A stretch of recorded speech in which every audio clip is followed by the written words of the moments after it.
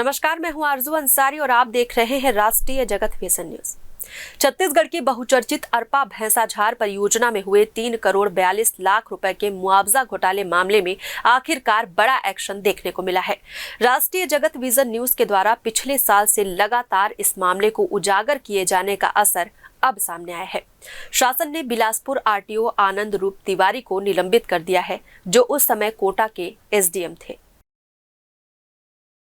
तिवारी पर भू अर्जन प्रक्रिया में गंभीर गड़बड़ी और राज्य सरकार को आर्थिक क्षति पहुंचाने का आरोप है। शासन द्वारा जारी सस्पेंशन आदेश में स्पष्ट किया गया है कि आनंद रूप तिवारी ने अपने कर्तव्यों के निर्वहन में घोर लापरवाही और उदासीनता बरती, जो छत्तीसगढ़ सिविल सेवा नियमों के विरुद्ध है। बतौर एसडीएम रहते हुए उन्होंने भू अर्जन में ऐसी अनियमितता की जिससे राज्य सरकार को भारी आर्थिक क्षति हुई। इस कार्रवाई से यह संदेश गया है कि भ्रष्टाचार के मामलों में जवाबदेही तय की जाएगी। यह घोटाला 2019 में सामने आया था, जब अरपा भैंसाझार परियोजना के तहत चकरभाटा क्षेत्र में एक ही खसरे का अलग अलग रकबा दर्शाकर मुआवजे का वितरण किया गया।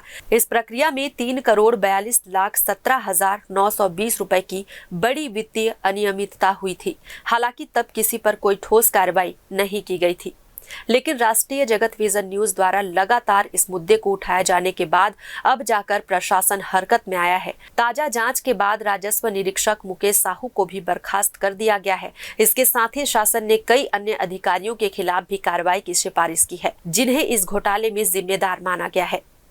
इनमें कीर्तिमान सिंह राठौर, तत्कालीन एसडीएम, वर्तमान अपर कलेक्टर रायपुर, मोहर साय सिदार, तत्कालीन नायब तहसीलदार, राहुल सिंह, तत्कालीन राजस्व निरीक्षक, जल संसाधन विभाग के अधिकारी आरएस नायडू, एके तिवारी, एसडीओ राजेंद्र प्रसाद मिश्रा, आरपी द्विवेदी, उप अभियंता आरके राजपूत और पटवारी दिलशाद अहमद शामिल हैं।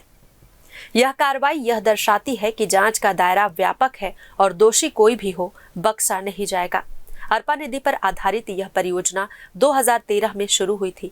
प्रारंभ में इसकी लागत 606 करोड़ रुपए थी, जो अब बढ़कर 1141 करोड़ रुपए हो चुकी है। यह परियोजना कोटा ब्लॉक के भैंसाझार में बनाई जा रही है और निर्माण कार्य लगभग 95% पूरा हो चुका है। जल संसाधन विभाग का दावा है कि यह 2025 के अंत तक पूर्ण हो जाएगा। इस योजना से 102 गांवों के करीब 25,000 हेक्टेयर खेतों को सिंचाई सुविधा मिलने की उम्मीद है। और फिलहाल इस खबर में बस इतना ही। देश प्रदेश की खबरों से अपडेटेड रहने के लिए हमारे चैनल को सब्सक्राइब करें और नए खबरों के नोटिफिकेशन के लिए बेल आइकन को जरूर दबाएं। नमस्कार।